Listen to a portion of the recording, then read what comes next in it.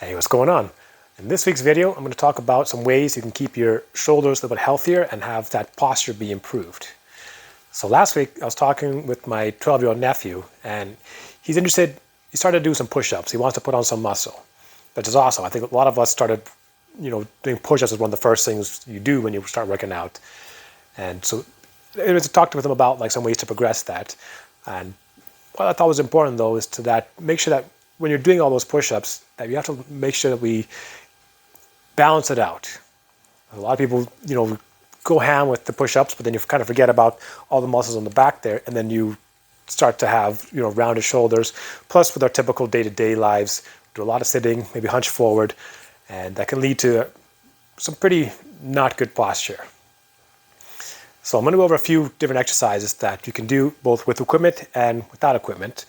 So the first one is a YTWL. So what that looks like is you're standing here, and then you're going to bend down, kind of keep your hips loaded, but your back straight. And then we're going to do 4 different movements, doing all the reps on one movement first. So we're going to start with like your Ys. You could do, let's say, 8 to 10 reps there. Then we're going to do your Ts, also for 8 to 10 reps. Then we'll go to a W.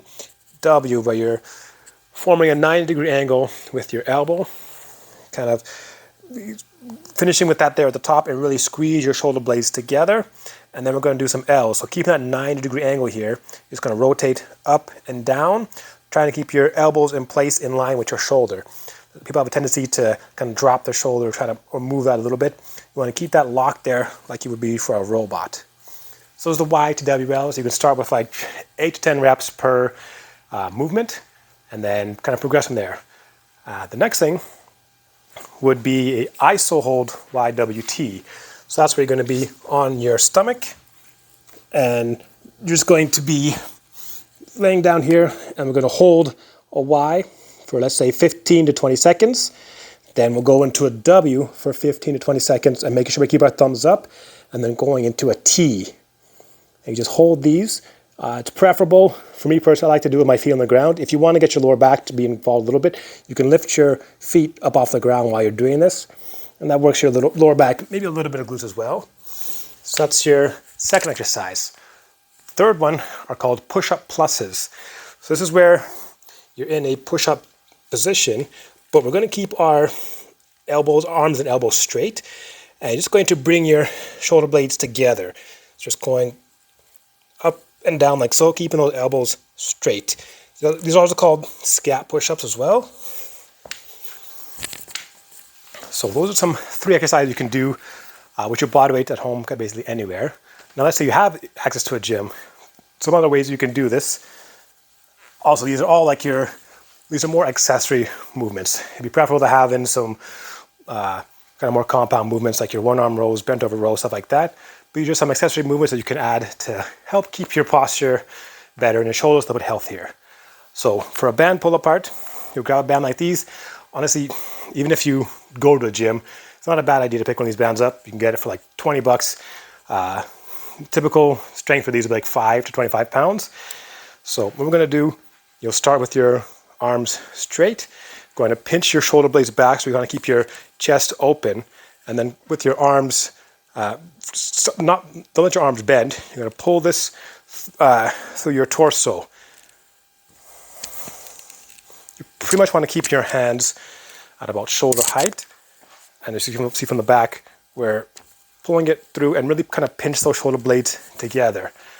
There's a lot of different things you can do with this band too for your posture, but that's just the very basic one, is the band pull apart. And you do higher reps. I was aiming from 10 to 20 reps for that one. Next thing, a similar kind of motion, is your rear Delt Fly. So the basic version for this one is to set up again like with your hips loaded.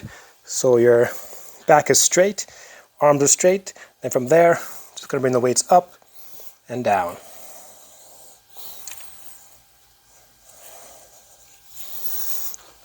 Start pretty light when you're doing those. I would aim anywhere from 8 to 10 reps, and then kind of progress from there. A lot of people have a tendency when you're doing that to kind of bring those arms back.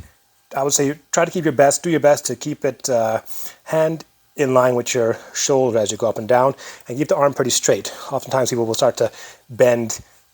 You want to keep it straight so to keep the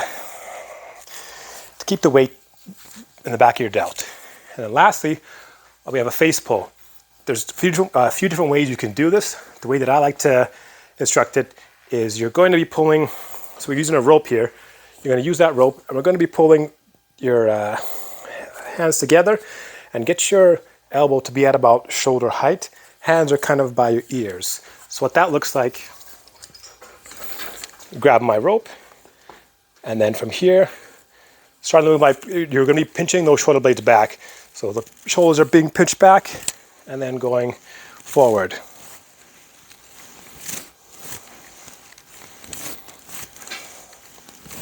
So we're going to do higher reps for those. I was saying anywhere from like 12 to 20. Typically is the range that I would do for that. Focusing on keeping those elbows high, and the movement should be pinching your shoulder blades back. So those are six different accessory exercises that you can do that are awesome for countering all the sitting we do and the pushing. Once again, don't forget to include like your bigger pull movements. You don't have any equipment, consider working on those pull-ups. It's a great way you can do just your body weight. And then once again, like your one-arm rows, bent over rows, seated rows. Try to have a little more focus on the horizontal rows than the vertical rows, in my opinion. But it's also going to be a little bit more beneficial for keeping the shoulders back and your chest kind of open so you have good posture. So, yeah. Hope you found that useful. Take care.